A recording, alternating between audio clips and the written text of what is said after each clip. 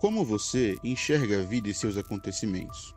Vivemos em uma época que cada pessoa afirma ter sua própria verdade, ou seja, cada indivíduo enxerga a realidade pela sua própria ótica. As pessoas interpretam a vida segundo as crenças dos seus próprios corações, e as consequências disso são seríssimas. Uma vez que a forma que vivemos é um resultado daquilo que cremos, é inevitável concluirmos que a ótica influencia a ética, isto é, a maneira como você enxerga a vida e a interpreta determina a maneira como você vive. O resultado disso é uma guerra de óticas. Cada um julga ser detentor da verdade, ou, pelo menos, da sua própria verdade. A vida virou um caos, pois cada um tem sua ética, ou melhor, cada um vive da forma que quer e defende isso como legítimo, como um verdadeiro direito que ninguém pode tirá-lo. Como, então, resolver essa guerra de supostas verdades? A resposta está numa pessoa. Sim, na pessoa de Cristo. Quando Jesus assume o controle do coração através da regeneração causada pelo Espírito Santo, a ótica deixa de ser escrava do ego e se torna uma lente formatada pela verdade revelada. Isto é, a palavra de Deus determina como cada situação da vida deve ser enxergada e interpretada.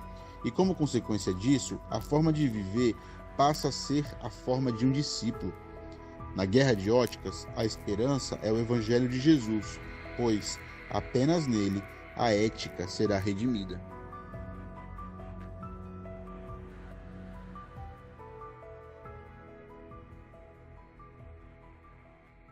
Já parabenizando essa igreja pelo vídeo, por esse congresso que já dura aí alguns dias, né? Mas eu queria que vocês abrissem a Bíblia em João 17, capítulo 17, Evangelho de João, capítulo 17, versículos 20 ao 26.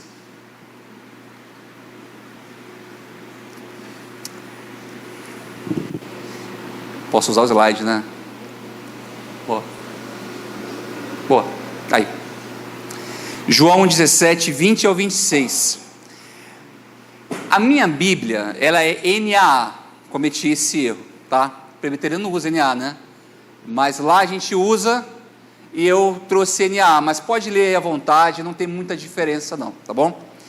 Diz assim: não peço somente por estes, mas também por aqueles que vierem a crer em mim, por meio da palavra que eles falarem, a fim de que todos sejam um, e como tu, ó Pai, estás em mim e eu em ti, também eles estejam em nós, para que o mundo creia que tu me enviastes.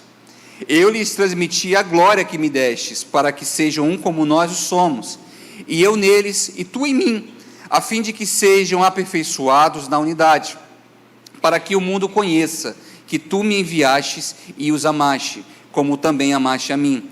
Pai, a minha vontade é que onde eu estou, também estejam comigo os que me destes, para que me vejam a minha glória que me conferistes, porque me amastes antes da fundação do mundo. Pai justo, o mundo não te conheceu, eu, porém, te conheci, e também estes reconheceram que tu me enviastes. Eu lhes fiz conhecer o teu nome, e ainda o farei conhecer, a fim de que o amor com que me amaste esteja neles, e eu neles esteja. Vamos fechar os nossos olhos e orar? Pai Santo, Deus bondoso, louvamos o teu nome, Pai, porque sabemos que estás aqui. O Senhor está falando aos nossos corações, e desde o começo da conferência, do congresso, Pai, o Senhor tem aberto os nossos corações e falado poderosamente, Senhor Deus. Louvamos o teu nome, Pai, porque são grandes as tuas maravilhas, Pai, e tu és poderoso para quebrantar até os mais duros corações, Pai. Fala conosco mais uma vez nesta noite, Pai. Exalta o teu nome, em nome de Jesus. Amém. De modo voluntário, o Senhor se entregou por nós. Ao se entregar por nós, encontrou na missão diversas dificuldades. Somente um homem poderia substituir outro homem. Vocês sabem, vocês pecaram.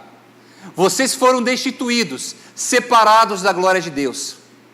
Mas Jesus precisou ser homem, a imagem exata de Deus, para substituir outro homem, Jesus também precisou ser Deus para suportar a ira de Deus. Como sacrifício, pagou os nossos pecados, se doou, nos resgatou das trevas e do inferno, satisfez a ira de Deus. Jesus Cristo tomou o nosso lugar naquela cruz, Ele nos redimiu, Jesus Cristo nos colocou em seus braços e nos carregou, e nos garantiu assim a vida eterna, não pelos nossos méritos, pela nossa bondade, pela nossa beleza, não, Jesus Cristo nos amou, e este é um amor eterno. Jesus Cristo não só nos promete andar conosco, mas também Jesus Cristo nos promete que estaremos nele, e ele estará em nós. Isso é um tema caro para a teologia, a união mística com Cristo, uma união que é muito mais poderosa do que qualquer tema sobre identidade. Aí eu confesso que eu fico triste às vezes de encontrar temas de congressos presbiterianos com o nome identidade. É muito superficial. Nós presbiterianos cremos em algo muito mais visceral, que se chama união mística com Cristo. É quando Cristo se doa a nós e nós nos doamos a Cristo. É quando não há diferença entre mim e Cristo. Aliás, o tema desta noite é eu e Cristo. Eu e Cristo. E Calvino também julgava o tema caríssimo à nossa fé. Ele disse: primeiro, devemos entender que enquanto Cristo permanecer fora de nós e nós estivermos separados dele, tudo que ele sofreu e fez pela salvação da raça humana é inútil e sem valor. Tudo que ele possui é nada para nós, até que nos tornemos um só corpo com ele. Portanto, para que compartilhe conosco aquilo que recebeu do Pai, ele precisa tornar-se nosso e habitar em nós. Palavras poderosas. Cristo em nós, a esperança da glória. Não só um Cristo que anda com o seu povo, mas um Cristo que está no seu povo, um Cristo que também coloca o seu povo nele mesmo. A nossa história de amor com Cristo começa nele, começa a partir dele, por meio dele. E eu quero te dizer, se você ainda não sabe, nele acontecem as mais lindas histórias de amor. Os filmes românticos e bonitos Shakespeare possuem finais felizes, mas em Cristo não há um final feliz, mas há uma vida feliz.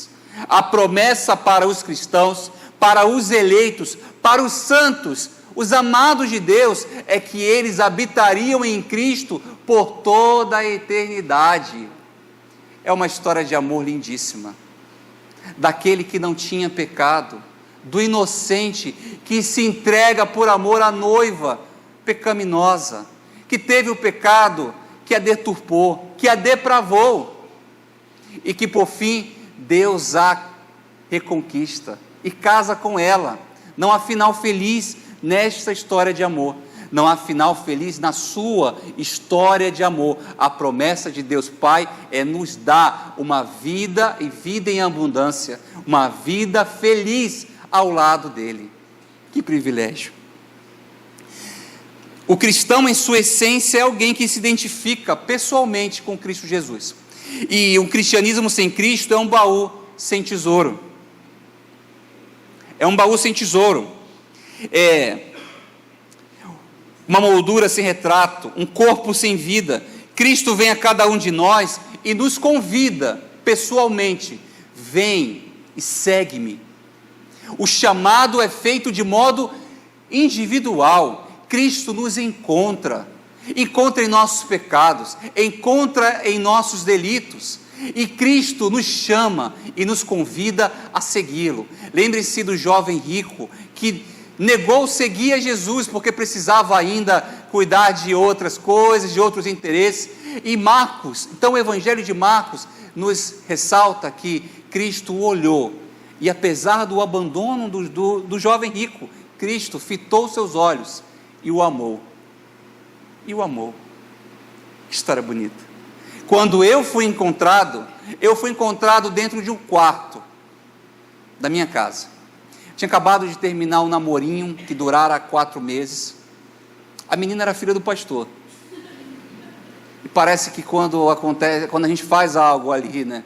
Quando a gente erra com a filha do pastor, o pecado é dobrado, né? Fiquem aí, ouvidos. Se eu tiver uma filha, eu vou reafirmar isso. Eu tenho um filho agora, ainda não tenho uma menina.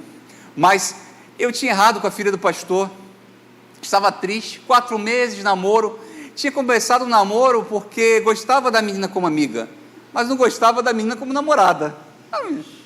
Aí lá no 4º mês eu falei assim, não consigo mais, e terminei com a menina. E a menina começou a chorar, ia ficar desesperada, disse que ia se matar.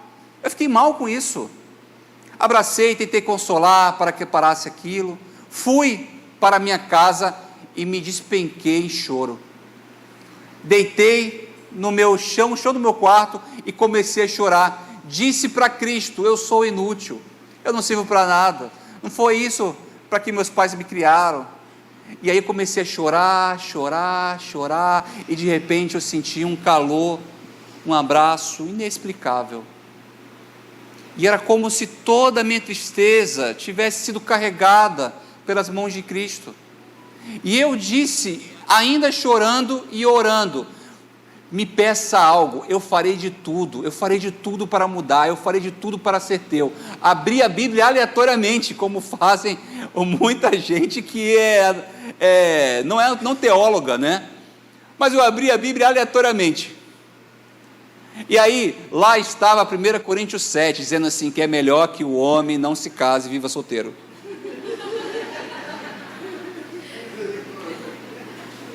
E aí eu falei: não, misericórdia, Deus, isso não dá para mim não, me peça outra coisa, né? Tal qual Moisés, eu disse para Jesus: Deus, me usa, eis-me aqui, usa o Arão. Mas eu pedi tentar passar esse negócio, mas não consegui. Então, eu falei: não é possível esse negócio não, como é que vai ser agora? Não é possível. E aí eu sentia Deus cada vez mais me chamando para o ministério pastoral. E aí algumas vezes eu ouvia isso, sentia isso e caminhava nesse sentido. Então, por fim, eu amansei o coração. Falei: quer saber? Eu acho que Cristo está querendo falar isso temporariamente, não é para sempre, que eu nunca vou me casar, não é possível. Então, fui seguindo em paz, na minha convicção. Naquela época, o Nelson Júnior, junto com o movimento do Eu Escolhi Esperar, estava bombando. Quem é dessa época vai lembrar disso. Eu tinha blusa, e estava no movimento. É um movimento de santidade para os jovens, onde os jovens que eram convocados a namorar, eram convocados a namorar de maneira como corte, ou seja, sem beijo na boca. Profunda pressão social que a gente passava. Mas eu estava convicto, eu ficaria solteiro e dedicaria minha vida a Deus. Bom, naquele ano solteiro, dedicando minha vida a Deus, eu li a Bíblia 4 vezes, apaixonado por Jesus. O fogo do Espírito Santo estava inflamando os meus ossos, os meus órgãos, totalmente dedicado à casa de Deus e completamente celibatário. Coisa boa demais isso, jovem é ficar celibatário. E então, certa noite, uma ex-namorada minha apareceu na porta da minha casa e disse a mim: Paulo, eu quero voltar com você. Eu sabia que ele era artimanha de Satanás. Então, eu não cedi e disse: olha, eu não posso voltar contigo por várias razões, mas a primeira razão e a mais importante é que eu prometi a Cristo que eu não namoraria novamente, não ficaria com ninguém, nem faria nada. Eu estou celibatário. E ela ficou inconformada, e por muitas insistências eu acabei colocando no carro, disse adeus, entrei na minha casa, entrei no meu banheiro, olhei para o espelho e desconfiei da minha heterossexualidade. Falei: será que sou homem mesmo? Como que eu resisti a isso? Horrível isso, né? Isso acontece, irmãos. Então, eu saí, fui dormir, e ao colocar a minha cabeça no travesseiro, eu disse baixinho para Jesus: Jesus, tem muita gente que você ama, mas eu sou o cara, hein? Olha só o que eu fiz, eu resisti. Amados, o domingo veio. E aí eu estava lá operando o som da minha igreja, sendo servo em tudo, como eu disse. E a menina apareceu lá na minha igreja. Veja como o diabo tem suas artimanhas. Mas ela não estava sozinha, ela estava com o ex-namorado dela. Ou seja, eu era o ex e ela levou o outro ex para lá, era um festival de ex. E eu disse baixinho, falei assim: Satanás vai ser derrotado, Jesus. O Senhor vai envergonhar essa menina aí, tenho certeza disso. Amados irmãos, eu estava tão tomado pela angústia, pela mágoa, pelo ressentimento contra a menina, que eu não prestei atenção em nada do sermão. Mas o meu pastor fez algo inédito. Ele fez, pastor, um apelo. E depois que ele fez o apelo, a menina, chorando lá atrás, levantou a mão e disse: eu quero seguir a Cristo. Mas não só isso, o namorado dela, que estava com ela, também levantou a mão e disse: eu quero seguir a Cristo. E foram para frente, o pastor orou pela vida deles. Amados irmãos, 6 meses depois o casal casou. 1 ano e meio depois, esse casal virou diácono da igreja. O homem virou diácono da igreja. 2 anos depois, eles tiveram um filho, aliás, gêmeos. E certo dia eu a encontrei e ela disse para mim: Paulo, se você tivesse me dito sim, todas essas maravilhas não teriam acontecido. Por causa da nossa posição, por causa do nosso não, Deus me chamou assim. Glória a Deus pelos nãos que a gente dá, glória a Deus pelas palavras que o Senhor nos diz. Assim é a nossa história com Deus. Eu tenho várias e várias histórias com Deus, e às vezes eu olho para o céu e faço assim: Deus, eu sei que é você, eu sei que é você, e eu sei que você também tem essas histórias com Jesus. Sabe, muitos dos nossos jovens estão fadados de eventos, mas não de experiências com Cristo. Eles não possuem nada a contar, eles não conseguem dar testemunho daquilo que Cristo faz na vida, daquilo que Cristo é na vida. Eu venho de uma juventude muito abençoada, graças a Deus, uma juventude marcada por experiências com o Espírito Santo, uma juventude marcada por movimentações e moveres de Deus, muitos evangelismos, muitos retiros e muitos milagres. A minha vida é repleta de milagres. Eu casei, tá? Depois disso, estou aqui. E esse já é um milagre por si só. Mas em 2019 eu perdi meu pai. Estava muito triste com Deus, muito triste com Deus. Eu já era pregador. Naquele ano, em 2019, a minha agenda tinha sido intensa, mais de 56 pregações no ano. Eu tentava fazer de tudo para conquistar a bênção de Deus, porque se Deus me amasse, Ele não levaria meu pai. Meu pai estava internado com um câncer feroz e fatal no seu cérebro, e a gente não sabia fazer mais nada. Os médicos já diziam em cuidados paliativos. Então ele fez a primeira cirurgia, e meu pai não era cristão. Meu pai era um simpático do evangelho, mas era um simpático meio distante do evangelho. Meu pai achava que todo pastor era ladrão e todo missionário era preguiçoso. Então, e ele dizia constantemente lá em casa: vocês são crentes e vivem brigando. Meu pai, apesar de não ser o crente da casa, era o homem mais tranquilo e pacífico que tinha. O problema do meu pai é que ele era muito bondoso, e era muito difícil pegá-lo no pecado.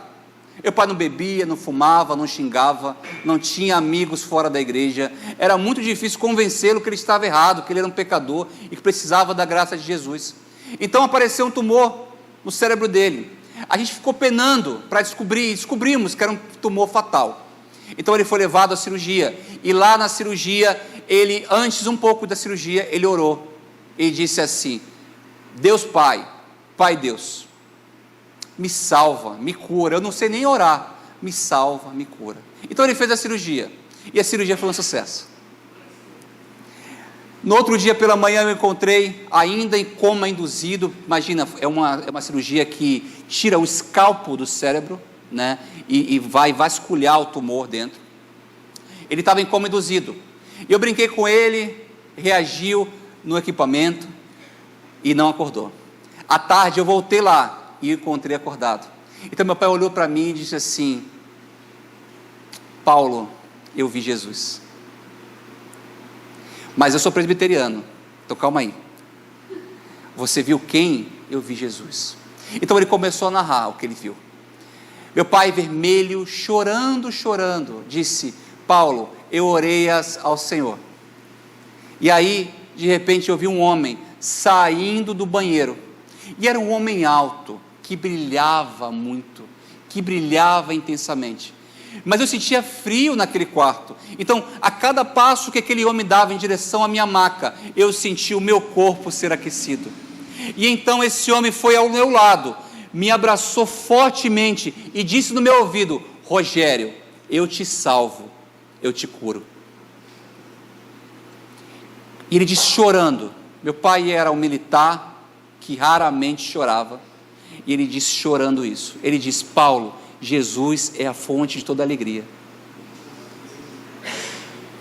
Mas eu sou presbiteriano, então eu guardei aquilo com muito respeito no meu coração, e muita calma no meu coração.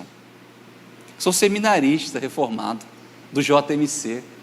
Como assim Jesus aparecer em Aracaju, Sergipe, num hospital pequeniníssimo lá? Jesus podia aparecer na África, acabar com a fome, né? Jesus aparece para um homem chamado Rogério, de 54 anos. Então eu guardei aquilo no meu coração e disse: pai, Jesus é bom demais mesmo. Meu pai saiu e depois de 2 dias já estava em casa. Meu pai pediu a mim: Paulo, me presenteie com uma Bíblia. Aquilo já me causou um espanto. Eu fui, comprei uma Bíblia com letras gigantes, levei até ele reuniu a família inteira ao redor da sala, leu a Bíblia e disse a mim: meu filho, você é amoroso demais, você é um homem bom, você vai pregar para muita gente ainda. Olhou para minha irmã e disse assim: minha filha, você nunca nem sequer saiu do estado, mas Deus vai te levar para outros países.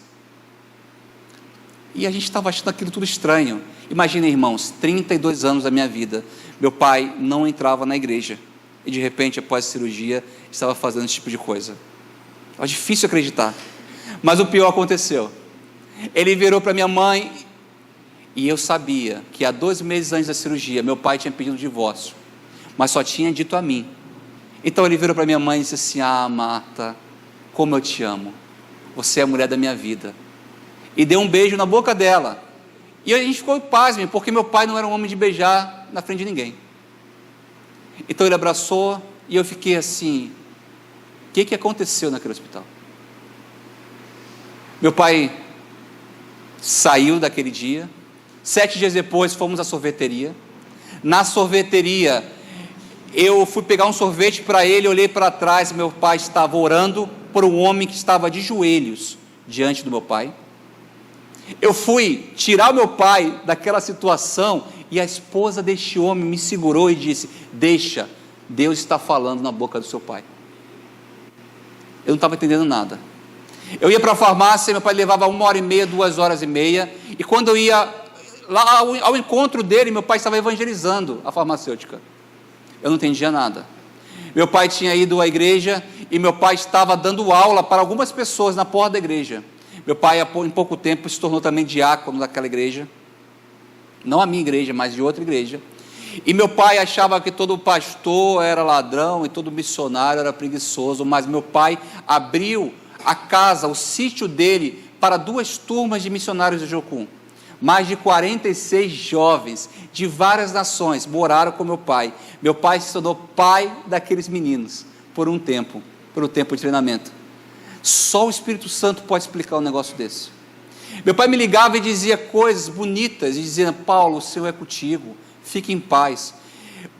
Passei de um pai que era simpático do Evangelho a um profundo amante de Jesus Cristo. Amados irmãos, várias vezes eu me pego pensando se aquela experiência que ele teve no quarto era real ou não.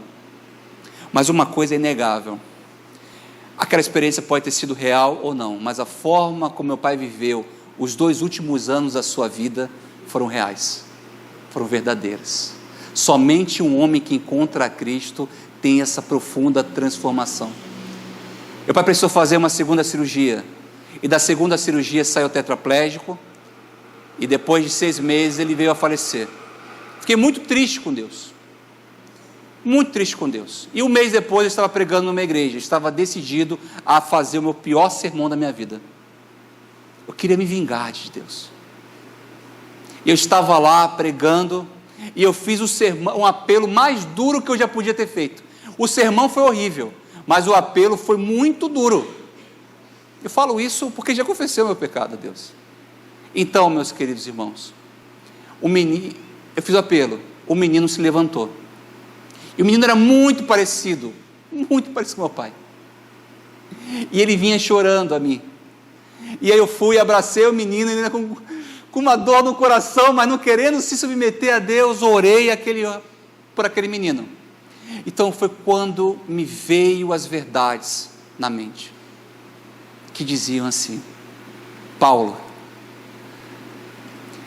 eu usei homens para pregar o Evangelho que foi alcançado pela graça de Cristo.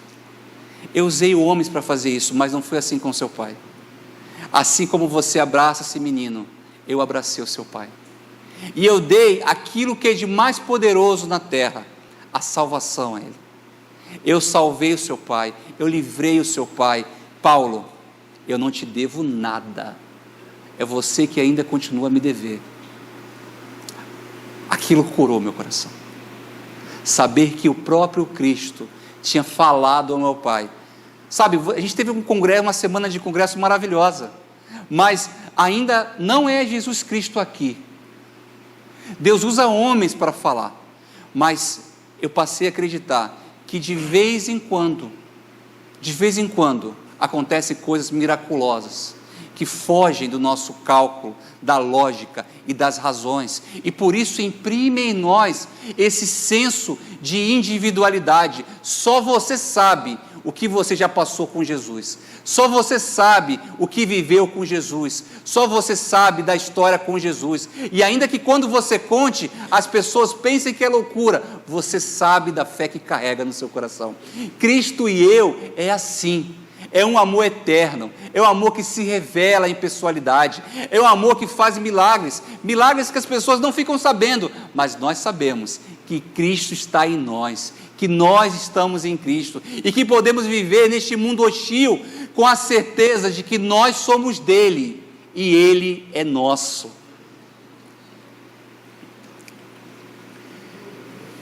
O que nos leva a refletir que Cristo se faz amado e glorificado, não só a partir de nós, não só a partir do eu, mas também em nós. O versículo 20 vai dizer: não peço somente por estes, mas também por aqueles que vierem a crer em mim, por meio da palavra que eles falarem, a fim de que todos sejam um, e como tu, ó Pai, estás em mim e eu em ti, também eles estejam em nós, para que o mundo creia que tu me enviaste. Só crê aquele que foi despertado por Jesus, aquele que teve o coração aberto por Jesus. É por isso que acontece o processo da salvação, ou aquilo que chamamos no latim de ordem salutis, ou seja, a eleição incondicional, o chamado ao Evangelho, a regeneração, a conversão, a justificação, a adoção, a santificação, a perseverança dos santos e a glorificação refletem o amor de Cristo por mim e por você. Essas não são processos lógicos, isso não acontece consequentemente, isso acontece às vezes de uma vez por todas, de uma hora. Você veja, o ladrão da cruz ao lado de Jesus, salvo quase que instantaneamente, ele passa por todos esses processos. Você e eu estamos vivendo essa ordem de salvação, esse processo, ou seja, o Senhor nos elegeu. Por quais motivos? Você e eu não sabemos explicar. A gente sabe que Ele nos amou, mas por quais motivos? Nós ainda não sabemos explicar.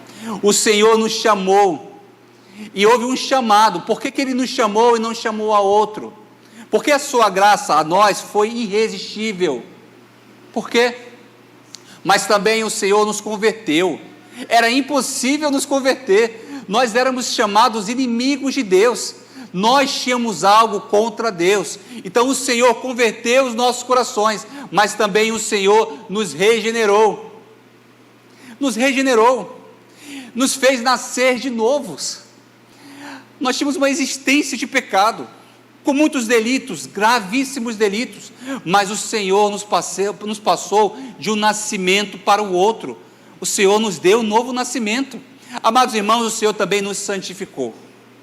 E não só nos santificou, mas também faz com que a gente persevere até o final, porque se a gente não perseverasse diante das lutas e desafios da vida, nós cederíamos a primeira batalha.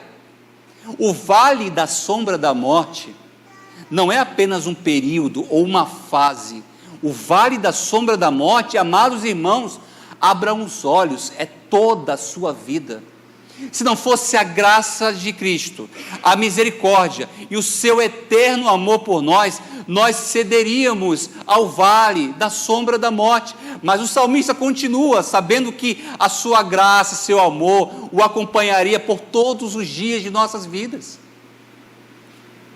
O mundo é hostil, mas Cristo é bondoso. O mundo é difícil, mas Cristo é maravilhoso. Cristo é o nosso Senhor, mas também Ele é o nosso Salvador, amável, gentil, terno. O Senhor faz com que você ande por este mundo e não se perca nele. O amor de Cristo é um amor antigo por você. A sua história começa lá. Sabe, ao nascer, a gente não tem consciência e noção daquilo que Cristo sabe de nós. Mas nós fomos gerados nele, nós fomos eleitos nele, nós fomos salvos nele, a sua graça foi derramada sobre nós. Nós não tínhamos como crer nele, mas ele depositou a fé, ele depositou saúde em você, e essa é a razão da qual você está aqui sentado nesta noite. Amados irmãos, você só não passou por um infarto, você só não está morto hoje, o seu corpo só não está numa funerária hoje, você não está debaixo do carro de ferro, de carro capotado, você não está numa situação ruim porque Cristo quis que você estivesse aqui louvando e rendendo graças ao seu nome. A sua história tem começo, mas a sua história também tem propósito. Há um propósito para que vocês estejam aqui.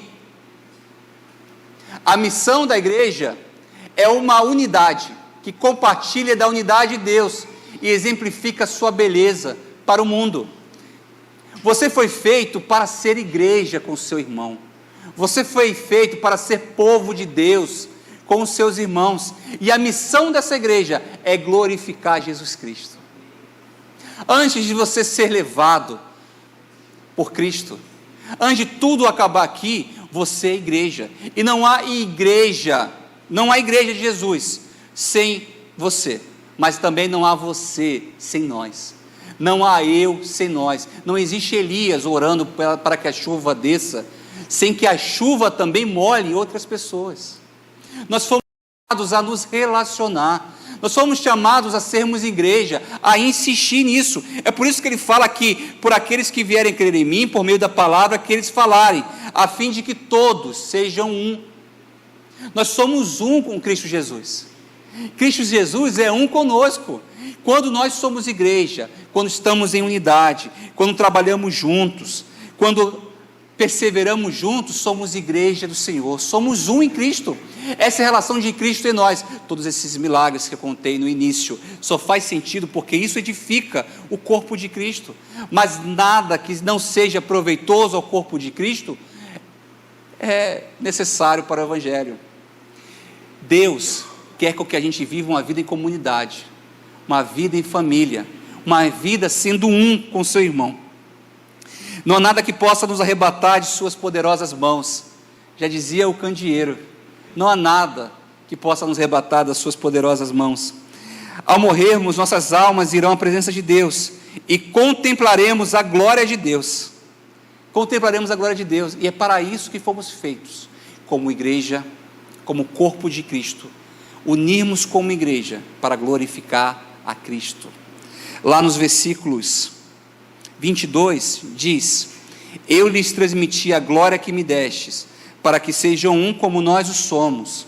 23, eu neles e tu em mim, a fim de que sejam aperfeiçoados na unidade, para que o mundo conheça que tu me enviaste e os amaste como também amaste a mim. A unidade compartilhada entre Deus e a igreja não é apenas em propósito, amor e ação, mas também em glória. Jesus deseja ser adorado e glorificado através da sua igreja. O Espírito Santo nos mostra a glória de Cristo, e essa glória não pertence à igreja, mas à igreja.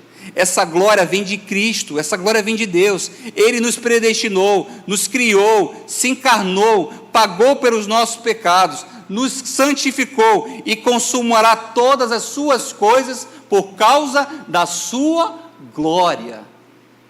Cristo deseja ser glorificado através da unidade. Quando a igreja está caminhando em unidade, Cristo é glorificado. Cristo não trabalha com um indivíduo somente sozinho, lá no monge, lá no monastério, isolado de todas as coisas. Não, Jesus Cristo vem andando e trabalhando no mundo através da sua santa igreja. Veja bem, a igreja olhava para aqueles pobres que careciam de bons tratos e cuidados médicos. Não havia nenhum equipamento público que viesse a tratar as feridas daqueles que agonizavam na sarjeta.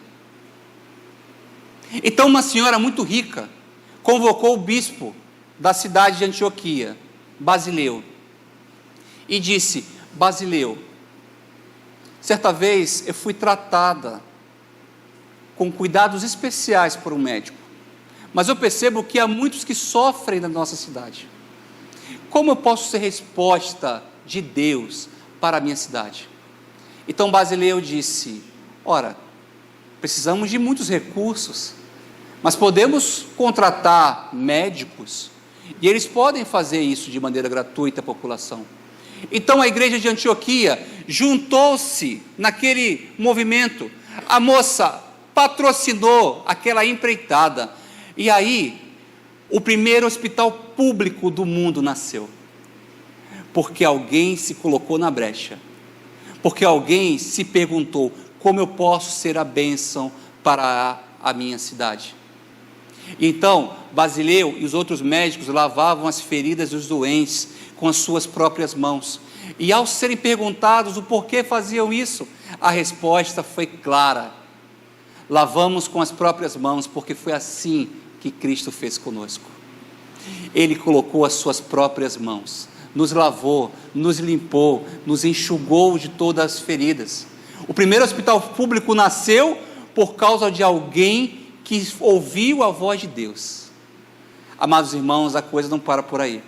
Lá na Roma antiga, a cidade de Roma, operava ainda que todos os homens eram cúrios de suas casas, ou seja, todas as coisas que os homens tinham eram pertencentes a ele: sua esposa, seus filhos, suas casas, seu martelo e sua espada. A sua espada tinha tão ou qual valor do que a sua esposa. Então encontramos na história uma carta de um soldado romano que está na guerra e envia a carta para sua esposa. E ele começa assim: meu amor, não se esqueça de mim. Que homem romântico, né? Soldado romano romântico. Então ele diz assim: Senhor, não se esqueça, meu amor, não se esqueça de mim. Sabe, eu sei que está grávida. Se for menino, me avise, eu enviarei dinheiro para ele. Mas se for menina, jogue-a fora. Acaba ruim, né? A história, né? É assim. Meninas, e sobretudo meninas, eram jogadas nas ruas, em vielas. Aconteceu infanticídio quase que instantaneamente. Esses bebês eram jogados para florestas, para vales, em esgotos, em ruas escuras. Mas sabe o que a igreja da época fazia? Andava pela noite. Mulheres e homens andavam à noite, olhando e vasculhando bebês. Pegavam os bebês, adotavam aqueles bebês, levavam para suas casas, cuidavam desses bebês. Homens e mulheres cresciam nas casas de cristãos, e famílias e mais famílias cresciam pela graça de Cristo Jesus, porque a igreja de Jesus, na época, fundou então o primeiro orfanato público. Veja que coisa maravilhosa, olha que loucura do cristão, olhar e andar por vielas a fim de descobrir bebês no chão. Mas a igreja também não parou por aí. A escravidão era algo estatal, mas a igreja se colocou contra isso. Então a igreja se unia em vários e vários movimentos e compravam a vida de escravos para libertarem. Esse tipo de ação solidária, caridosa e misericordiosa reflete aquilo que Deus é. Quando Cristo está em nós, nos tornamos mais misericordiosos, mais gentis, mais ternos. Cristo não pode ser dividido do seu povo. Você, Cristo e o povo de Deus são um só. Na ética do reino, a comunhão dos santos é experimentada, não por meio de uma pedagogia antropocêntrica ou por um sistema, mas sim mas experimentada por meio do amor. No amor e em amor. Não existe corpo de Cristo sem amor a Cristo e a tudo que Cristo ama. Não existe boas obras ou caridade sem comunhão do corpo de Cristo. Cristo não pode ser dividido do seu povo. Cristo deve ser glorificado através e no seu povo. Mas também há uma relação entre eu, Cristo e seu amor eterno. Isso está no versículo 24, que diz: Pai, a minha vontade é que onde eu estou, também estejam comigo os que me destes, para que vejam a minha glória que me conferistes. Porque me amaste antes da fundação do mundo. Pai justo, o mundo não te conheceu, eu porém te conheci, e também estes reconheceram que tu me enviastes. Eu lhes fiz conhecer o teu nome, e ainda o farei conhecer, a fim de que o amor com que me amaste esteja neles, e eu neles esteja. Jesus inicia a conclusão da sua oração, falando o nome do seu Pai. Jesus não está orando como nós oramos. Jesus é filho de Deus. Ele está orando como o Pai quer que ele ore. Aquilo que ele ora ao Pai é aquilo que o Pai também diz. Quando Jesus diz e fala alguma coisa, é aquilo que o Pai também diz e deseja falar alguma coisa. É diferente de nós. Nós oramos ao Senhor, o Espírito Santo traduz aquilo. Aquelas orações chegam a Deus e essas orações são ouvidas por Deus. Mas não, quando Deus ora, Ele ora por mim e por você, para que a gente conheça o Deus de amor, para que a gente continue a conhecer, o que significa que a diferença entre o mundo e os discípulos não é uns que estão dentro e outros fora, ou uns que são bons e outros ruins. Em vez disso, a diferença resulta da ação de Deus para revelar-se a um grupo específico de pessoas. A igreja de Cristo. Ele nos amou, Ele nos escolheu, Ele nos enviou. Como Deus, apesar de nos conhecer, ainda nos ama. Como Deus, apesar de te conhecer e saber todos os podres da sua vida, ainda continua a amar. É porque Deus olha para você e vê Jesus. Jesus é a imagem exata de Deus. Ele olha para você e vê Jesus. E porque Ele ama muito a Jesus, Ele muito o amará. E quando a sua voz está em consonância, em igualdade com a voz de Cristo, suas orações são ouvidas. Quando você ora e Deus responde, é porque as suas orações são iguais à de Cristo Jesus.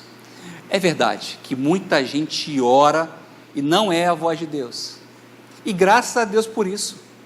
Já pensou? Teríamos uma guerra entre o Deus mais forte, entre a fé mais forte. Uns oram para que aconteça alguma coisa, outros oram para que aconteça outra coisa. E a guerra aconteceria. Mas não, quando a gente ora em consonância ao coração de Cristo, nossas orações são ouvidas. É da vontade de Deus orarmos assim. Orar, é por isso que somos convidados a perguntar antes: é da sua vontade, Pai? E também somos convidados a sermos cautelosos ao dizer que, se for da sua vontade, que assim aconteça. Porque muitas vezes nossas orações não são respondidas como queremos, mas saibamos de uma coisa: a vontade de Deus sempre prevalecerá. Sempre prevalecerá. Esse amor é eterno. E Jesus prometeu que os discípulos viveriam em seu amor para sempre. que é a promessa do Espírito que vem sobre eles, habita neles e por meio deles revela a Deus. Viver com Cristo implica em viver como Cristo.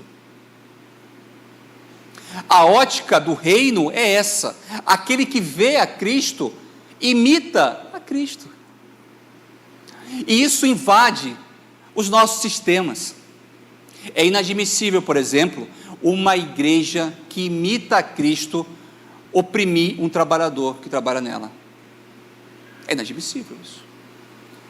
É inadmissível, por exemplo, uma igreja escravizar um ser humano.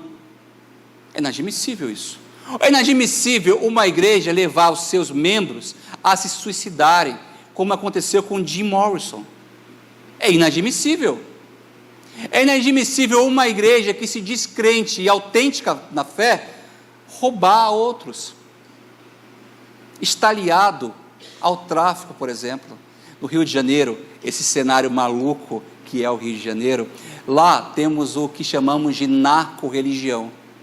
É quando traficantes se tornaram evangélicos. E a história é curiosíssima, porque o traficante Peixão, não é de Santos não, será? O traficante Peixão, filho de pais crentes, criado na igreja da Assembleia de Deus do Belfor Roxo, entrou para as Forças Armadas, para os fuzileiros navais.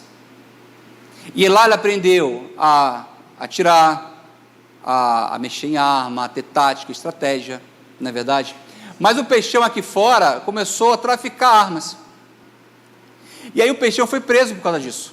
E lá na cadeia, Peixão se envolveu mais ainda com o tráfico e aprendeu tudo o que não deveria. Só que também lá na cadeia, a Igreja Universal de Reino de Deus começou a pregar. E ele de novo voltou para os braços de Cristo. Olha que história bonita. Peixão saiu da cadeia, plantou uma igreja em Belfor Roxo, foi ordenado a pastor, mas não durou muito tempo o seu pastoreado. Peixão de novo voltou para o tráfico, mesmo sendo ordenado como pastor. Então o Peixão teve uma grande visão: eu faço o que eu faço pela causa de Cristo. E Peixão passou a orar antes de invadir morros. Peixão também passou a convidar pastores para ungir com óleo os fuzis. Essa história é agora, tá? Parece história de filme. Isso é história real, está acontecendo agora, tá? Peixão então invadiu a favela, e Peixão disse que não deu um tiro porque Jesus Cristo estava com ele. Mentira de Peixão. Peixão matou um monte de gente lá, só que ele está dominando a narrativa. Então Peixão, sabe o que ele fez quando conquistou a favela? Expulsou todos os umbandistas que lá haviam e fechou todos os terreiros de Umbanda e Candomblé. Olha que avivamento.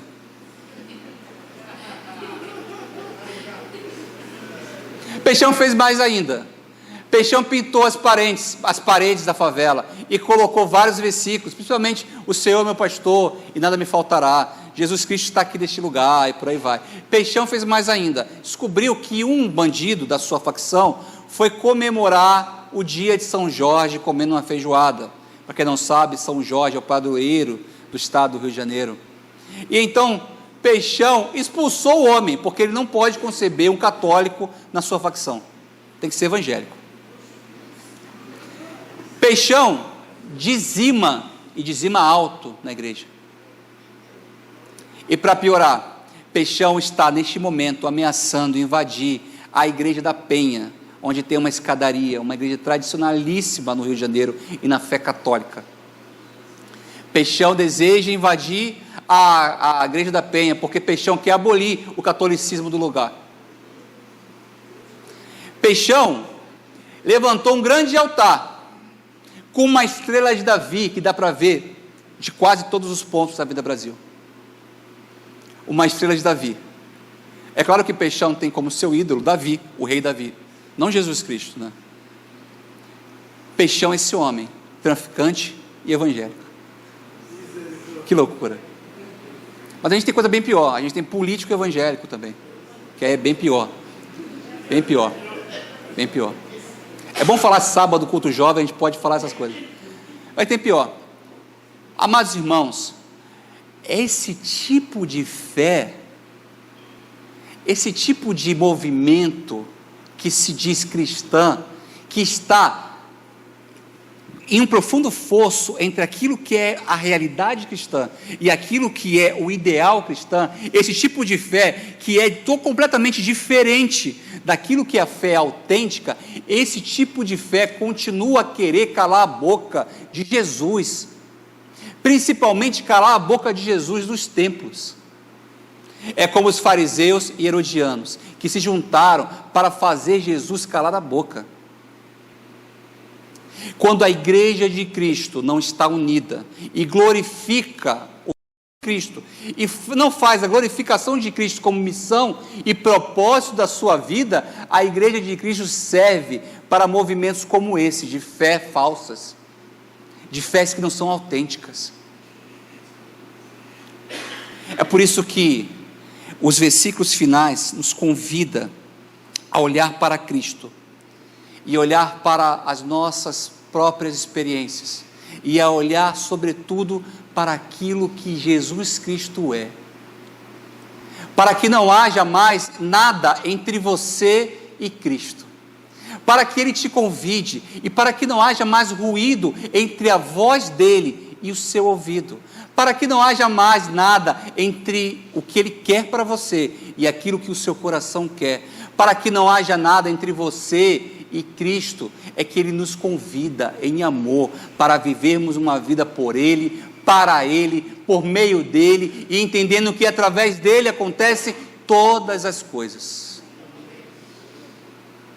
É uma vida solidificada na palavra de Deus, que é guia para as nossas atitudes, para os nossos comportamentos. É a palavra de Deus que responde às perguntas que a modernidade faz, que a sociedade faz. É a palavra de Deus que responde às perguntas que o seu coração está fazendo neste momento, irmão. E todas as vezes que o nosso coração ora por aquilo que não está na palavra de Deus, recebemos um sincero e sonoro não. E graças a Deus por isso. É porque o Deus muito nos amou e custou caro para Deus te salvar. Custou a vida do seu próprio filho, para que você fosse eleito, regenerado e adotado pela graça de Cristo Jesus. Não pode sair barato, que custou caro para Deus. O Espírito Santo nos dá coragem de viver como cristãos, e com essa coragem, Ele vai mudando as nossas vidas, nos libertando para uma vida de liberdade comprometida com a glória de Cristo. Por fim, todos nós, quer sejamos experientes ou não, precisamos nos aprofundar no Evangelho, precisamos nos aprofundar em mais amor e paixão por Deus. Todos nós, crentes antigos de igreja, aqueles que nasceram aqui ou aqueles que acabaram de chegar, precisamos nos jogar e nos mergulhar nos rios de Deus, no rio de Deus que tem para nós. No seu livro O Peregrino da Alvorada, C.S. Lewis narra a história de Eustáquio, uma história famosa, que ficou famosa, mas a história é muito interessante. Não sei se vocês já ouviram essa história, mas a história de Eustáquio é muito curiosa. Eustáquio, para resumir, era um menino rejeitado pela sua comunidade, rejeitado pela sua família, rejeitado pelos meninos da sua escola, rejeitado pelo seu bairro, pela sua cidade, pelo seu país. Ninguém queria saber de Eustáquio. Então Eustáquio foge, porque ele se sente reprimido e muito triste.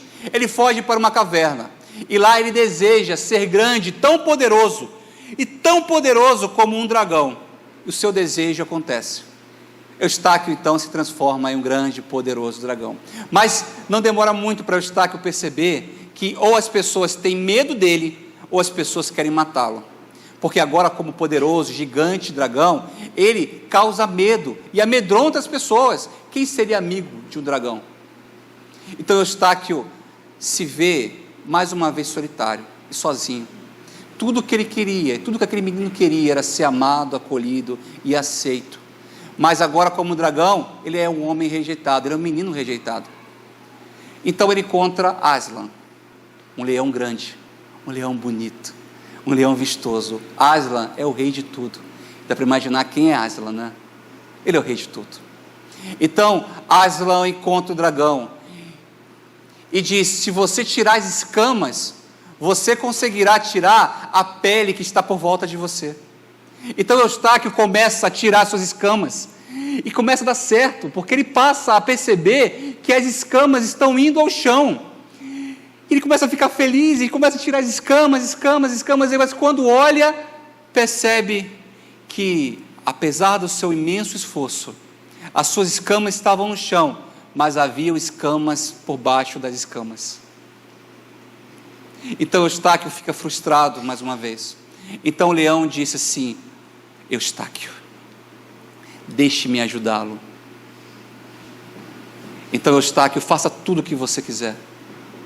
Então o leão diz: eu cravarei as minhas unhas, as minhas garras em você, eu o destruirei por completo, eu afundarei as minhas unhas em você.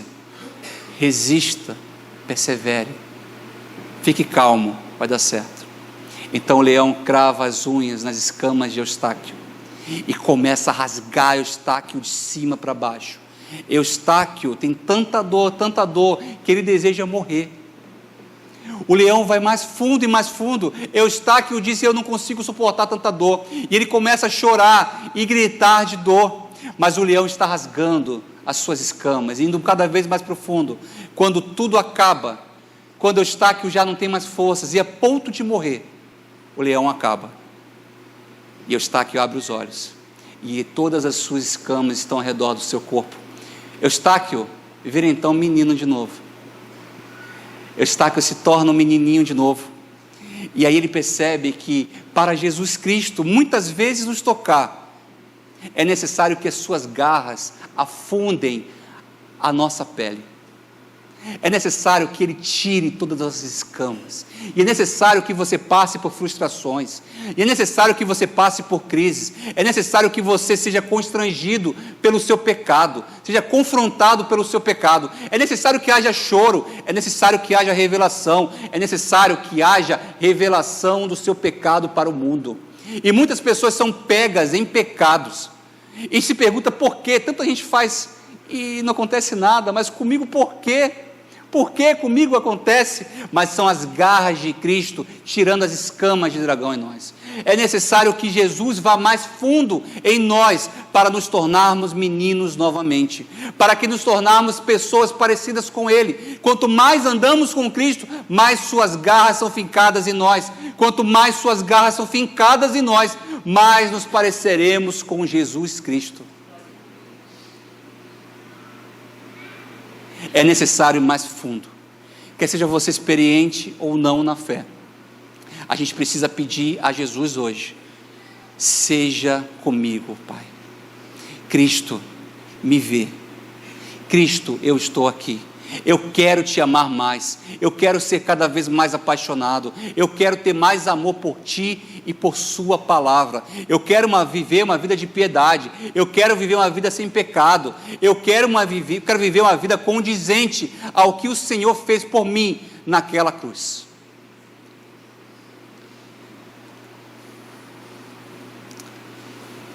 Há uma oração antiga e que eu não poderia terminar sem antes dizê-la a vocês. Essa oração antiga, mas é a oração que eu os deixo nesta noite.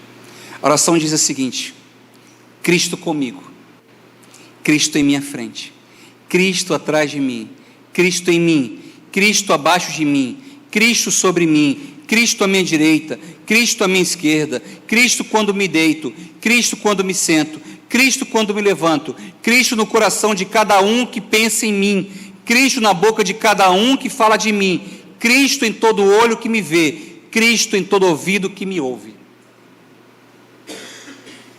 Eu queria convidá-los a se levantar e a juntos orarmos a oração. Está aqui projetado, não sei se todos dá para ver, mas eu queria convidá-los a juntos recitar a oração. Vamos todos juntos? Cristo comigo, Cristo em minha frente, Cristo atrás de mim, Cristo em mim, Cristo abaixo de mim, Cristo sobre mim, Cristo à minha direita, Cristo à minha esquerda, Cristo quando me deito, Cristo quando me sento, Cristo quando me levanto, Cristo no coração de cada um que pensa em mim, Cristo na boca de cada um que fala de mim, Cristo em todo olho que me vê, Cristo em todo ouvido que me ouve. Amém. Amém. Feche os seus olhos, vamos orar, Senhor. Pai Santo, Deus amado, é isso que queremos viver, Pai. Uma vida centrada em Ti, Pai. Uma vida imersa no Teu amor. Uma vida ligada a Ti, Pai. Uma vida em que nós sejamos um, Pai. Uma vida que ouve a Ti. Uma vida que vê o que o Senhor vê. Ouve o que o Senhor ouve. Uma vida que sente o que o Senhor sente. Uma vida que faz o que o Senhor faz, Pai. Tu és o nosso modelo, Pai. E por muitas vezes desejamos sim, Pai. E reconhecemos os nossos pecados. O pecado de desejar andar sem a sua submissão, andar sem o teu senhorio, andar conforme nós queremos, Pai. Mas, Senhor Deus, tira em nós esse senso de independência, essa liberdade que nos afasta de Ti, Pai. Queremos viver uma vida e sabemos que o Senhor nos libertou para isso, uma vida que viva para Te glorificar, uma vida que viva para Te exaltar, uma vida que viva para ser a Sua boca, para ser o Seu ouvido, para ser os Seus olhos. Queremos viver uma vida, Senhor Deus, onde as pessoas digam: aí está Jesus Cristo passando pela rua, aí está Jesus Cristo falando ao telefone, aí está Jesus Cristo pregando nos púlpitos. É isso que desejamos ver, Pai. O Senhor em nós, o Senhor vivendo em nós, o Senhor agindo através de nós, Pai. Usa-nos, Senhor Deus, para sermos bênçãos, Pai. Eu e Cristo, Cristo e eu, Pai. Eu e nós, eu e Cristo em nós, Pai. Usa-nos, Senhor Deus, usa o Teu povo, Senhor Deus, para refletir a Tua imagem e semelhança, para que resplandeçamos pelos caminhos tortuosos e difíceis dessa vida, Pai, para que mesmo a tristezas e dores, Pai amado, consigamos, Senhor Deus, a sermos representantes do Teu Evangelho, Pai, o Evangelho que nos custou caro, o Evangelho que deu, que entregou e que revela, Senhor Deus, a Sua entrega por amor de nós, Pai. Pai amado, somos Teus, Pai. Somos Teus, e o convidamos, Senhor Deus, para morar conosco, Pai. Mora em nós, Senhor Deus, faz a Tua morada em nós, Senhor Deus. Seja exaltado, glorificado e louvado, em nome de Jesus, Pai, em nome de Jesus. Cristo em mim, Cristo à minha direita, Cristo à minha esquerda, Cristo em nós, Cristo em tudo o que me ouve, em Cristo em tudo o que fala de mim, Pai. Seja tudo em nós, em nome de Jesus. Amém.